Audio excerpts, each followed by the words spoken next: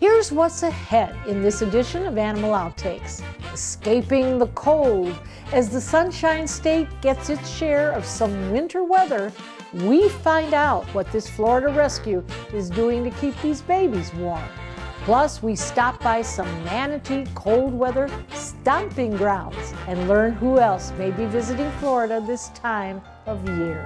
And a conservation milestone being celebrated at Zoo Tampa. See the first birth of the year and why it matters. This and much more straight ahead on Animal Outtakes.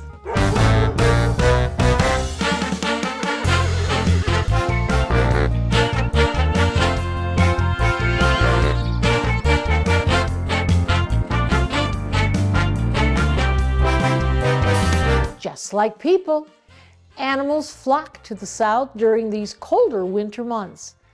Now here in Florida, you never really know what to expect. One day it's sunny and 75, and then a front moves through and we're covering up our plants and burning the dust off of our heaters. And for Suncoast sanctuaries, it can mean more work added to their daily task list. As you can imagine, a lot of our animals live outdoors. They soak up the sun and manage fine with a little shade.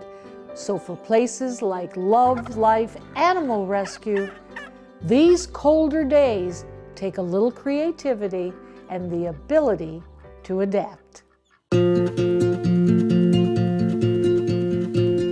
So because it's been so cold, all of the fields where they grow the hay frosted over and the crops died.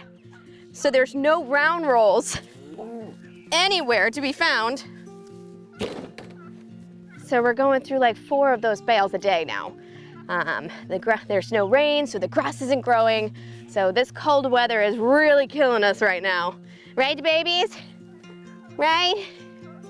Our feed costs are going skyrocket high.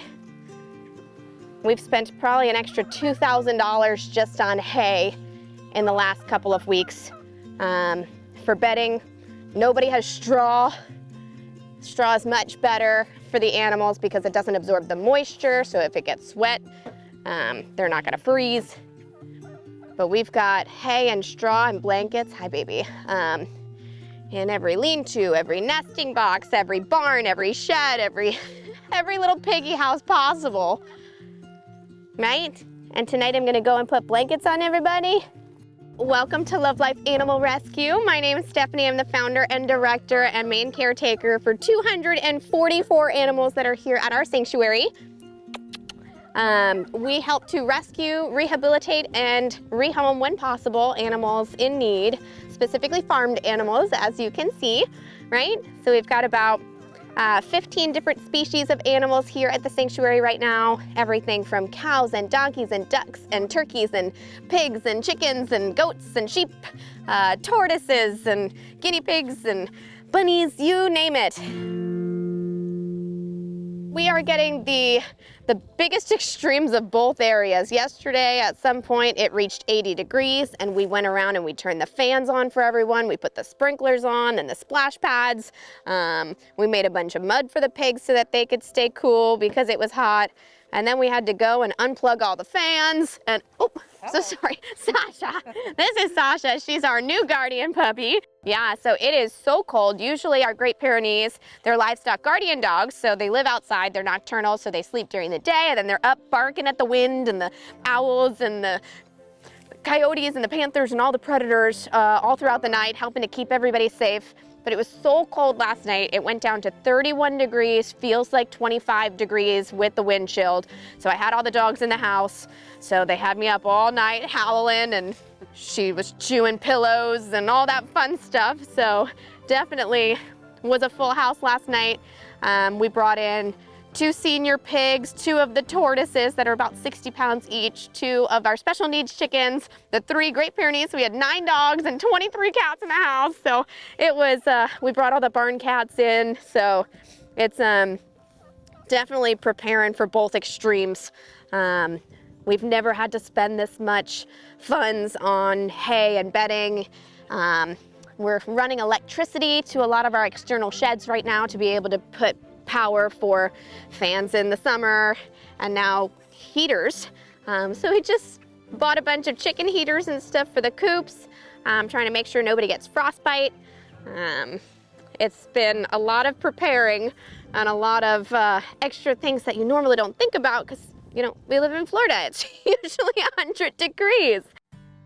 The whole purpose and the mission for Sanctuary is offering that safe haven and that safe place for the rest of their days, and, you know, making sure that they're getting the utmost amount of care and love and veterinary expenses and things that they need. Everybody here, if they can be spayed and neutered, they are. Everybody's up to date on vaccines, deworming, hoof trimming, sheep shearing, all of those things. And normally this time of year we're getting ready to start shearing the sheep for the hot weather, and nope, pushing those dates back. They need all the extra comfort they can get. So the sheep are extra woolly right now, which is great. But this pasture here is what we call Piggy Village. We have 65 rescue pigs in this pasture. They have the opportunity to go all the way up and around the barn. There's 12 stalls filled with hay and heaters and auto waters and all of that fun stuff. We also have 12 rescue goats and 9 rescue sheep that are all up and around here. But each one of these little houses are hurricane anchored for the storms. They're all filled with hay and straw and extra blankets. The windows are shut. We're in the process of trying to get power out to this pasture so that we could put floodlights and be able to put heaters if we need to. Pigs don't have sweat glands, so they can't regulate their body temperature. So anything below 50 degrees or above 100 degrees, hypothermia, heat stroke, things like that. So our very sensitive babies here need a lot of extra care in the super hot and in the super cold. And it has been super cold this week, and it doesn't seem like there's any end in sight. Low of 25 yesterday was a little scary for me. So I was out here once every hour with a flashlight, checking in, making sure everybody was tucked in, putting extra blankets, piggies and blankets on all the kiddos. Right, buddy? Yep, she had to use 2 king-size comforters, right? You're gonna let me in. I would definitely say these 3 do better in the cold. Excuse me. They were very active last night, right? You were jumping on the sofa. We threw a party inside, yeah. So this is our special needs coop flock area. Hi, Virgo. These are roosters that are a little bit more aggressive, less social, as you can imagine. So this is Hank and Cleo, Lucky, Miracle, Noel, Cosmo, and Charlie. They are murder rooster row, so it's not somewhere you want to go in to hang out with them, that's for sure. But they've got extra straw and extra hay. This is Georgina. Hi, Georgina. And we just got a bunch of wood and plexiglass donated so that we can, completely enclose in a lot of areas. This is Moo and Ginger. Everybody's made themselves very comfortable in the barn in all these stalls last night. So we put a ton of hay and a ton of blankets everywhere. And everybody just kind of snuggle puddled together last night. It was very cute.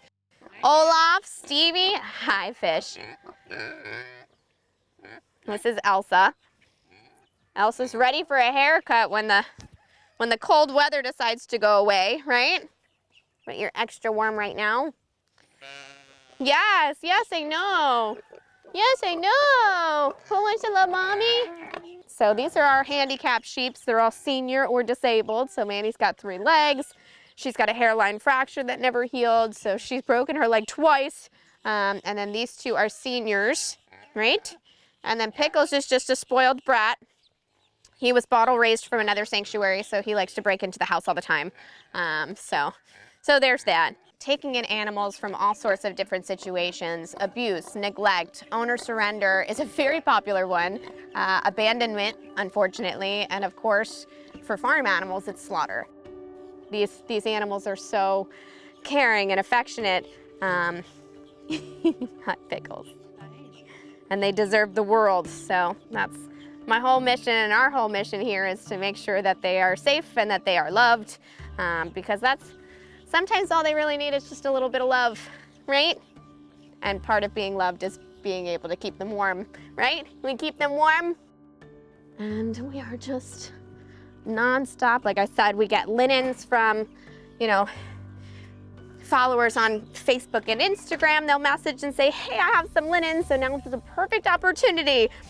Whoever's watching this, if you are local to Mayaca City, Manatee County, no matter where you are, if you have linens in your house or even want to use it as a good excuse to be able to buy yourself something new, animal sanctuaries everywhere can use your linens. The animals thank you.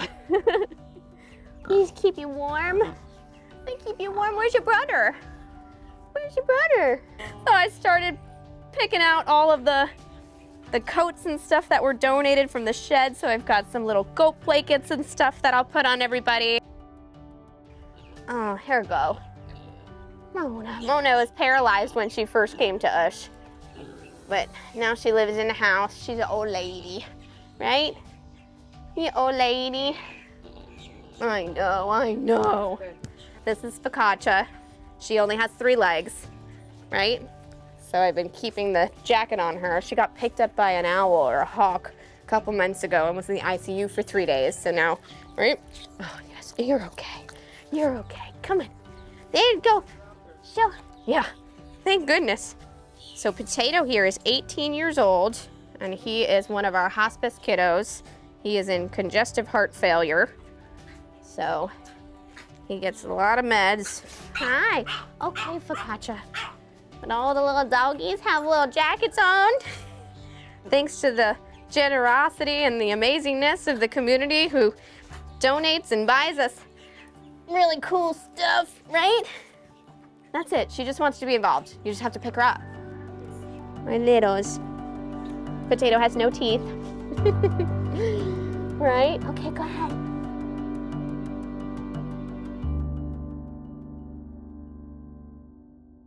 Another animal that likes to get out of Dodge when the temperatures drop, the manatee.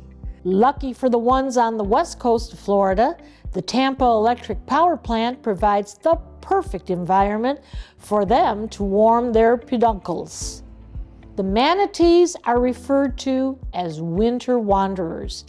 When the water temps drop below about 68 degrees, they find their way to places like this.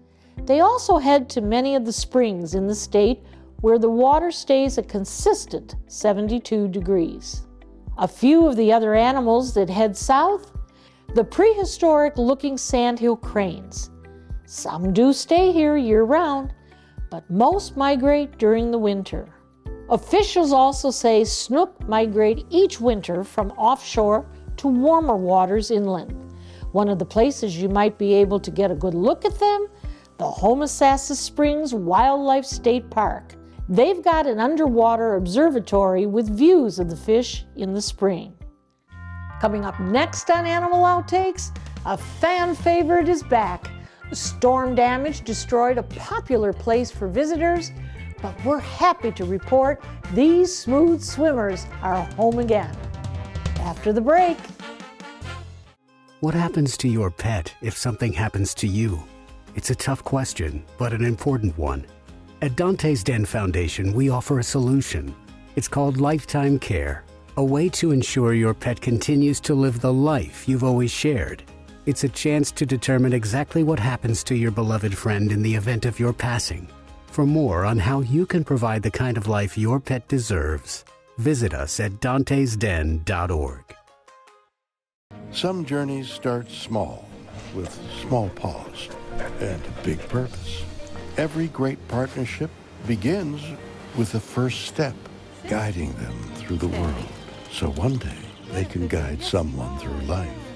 You don't just raise a puppy, you raise a future.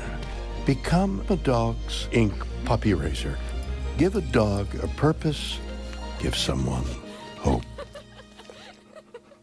At Donte's Den Foundation, we let the dogs tell us who they are. We welcome our boarding friends with open arms and open hearts. When your pup spends time with us, we offer a personalized experience, from how they like to play to when they need to relax. Our staff is on site 24/7, and we honor dietary needs along with special requests. We do our best to make it a home away from home by providing a safe and comfortable environment. Donte's Den Foundation. It's a great place to be a dog.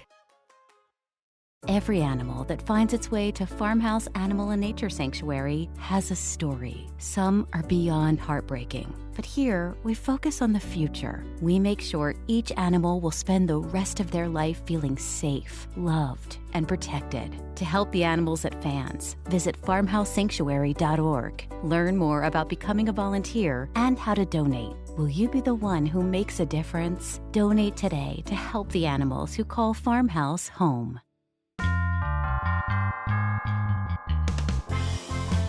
A special group of stingrays from the Florida Aquarium are officially back at Cownose Cove at TECO's Manatee Viewing Center in Apollo Beach.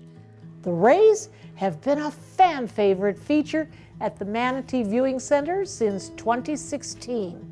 It gives guests a hands-on opportunity to connect with marine life. Their return marks the reopening of the touch habitat.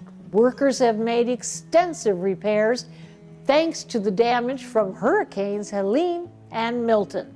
We've been anticipating this day for a really long time. We're really excited this morning that we were able to bring these cownose rays from main campus back to their home here at Manatee Viewing Center, where they're going to be year-round. The 7 male cownose rays are known for their uniquely shaped cow-like nose. These guys were not in this habitat during either storm and were cared for at the Florida Aquarium's downtown Tampa campus throughout construction. After months of work, the animal care team transported the rays back to their newly restored 8,300-gallon habitat. Cownose stingrays do exist in our waters here in Florida, so they are a part of our ecosystem, the same as the manatees, and it's just a great chance for us to tell their story and to educate about all the animals that are out in our Florida waters. And some more good news to share. It's a new chapter in Florida's history. We officially got a new state park in the Panhandle. The Shoal River Headwaters State Park is now open to the public. It's located in northwest Florida, and officials have reported the more than 2,400-acre location has rolling sandy hills, flatwoods, and floodplain forests along the tributaries of the Shoal River. For now, you can hike and view wildlife with potential plans for more activities in the future. It's reported that Shoal River Headwaters protects critical habitat for rare species and maintains the quality of wetlands and waterways. For more information, you can go to floridastateparks.org. Coming up next, a few of our favorite four-legged friends at Donte's Den. Hear their stories and how humans are breaking barriers with these fur babies.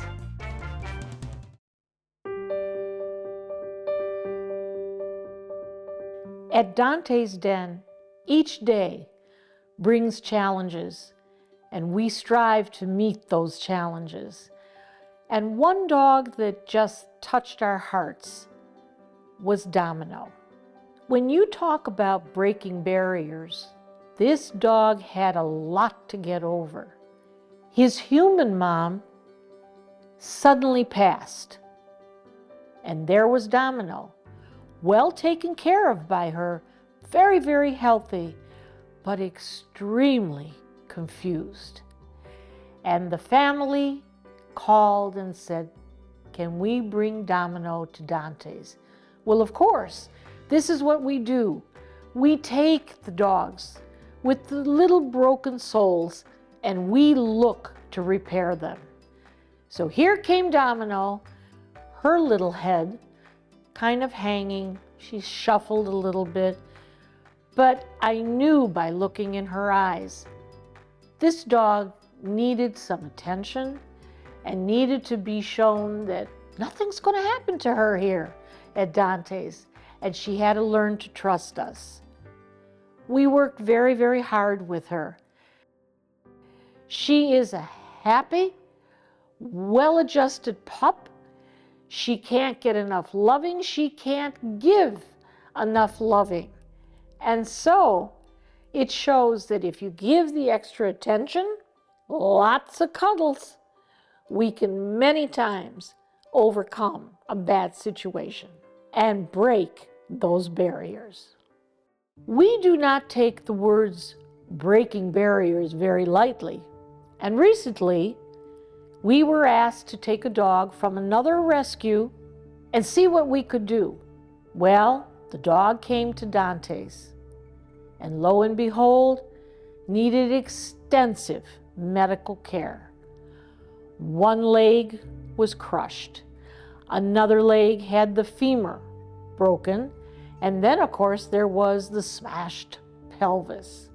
And so we had to make a decision. If we had left the dog with the other rescue, they only knew how to amputate or euthanize. Well, those words are not in our vocabulary.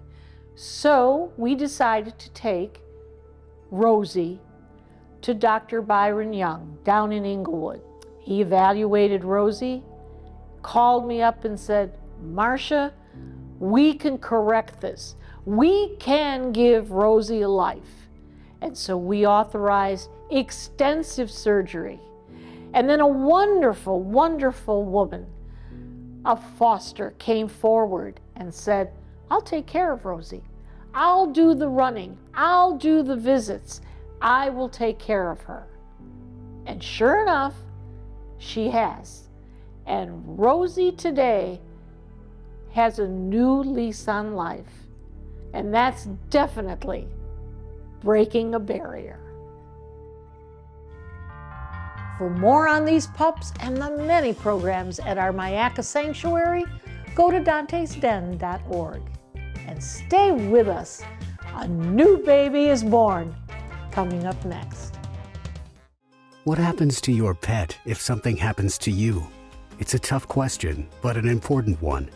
At Donte's Den Foundation, we offer a solution. It's called Lifetime Care, a way to ensure your pet continues to live the life you've always shared. It's a chance to determine exactly what happens to your beloved friend in the event of your passing. For more on how you can provide the kind of life your pet deserves, visit us at dantesden.org. Animal Outtakes is produced by Donte's Den Foundation, a nonprofit group dedicated to creating the best life for dogs. If you would like to learn more about Donte's Den, donate, or volunteer, visit our website, dantesden.org. An important conservation milestone is being celebrated as Zoo Tampa at Lowry Park announces the birth of a critically endangered eastern bongo calf. With less than 100 eastern bongos left in the wild, it's a significant step in saving these species.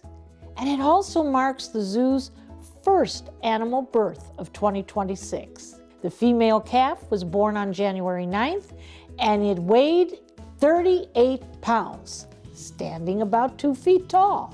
Both mother and calf are healthy and bonding.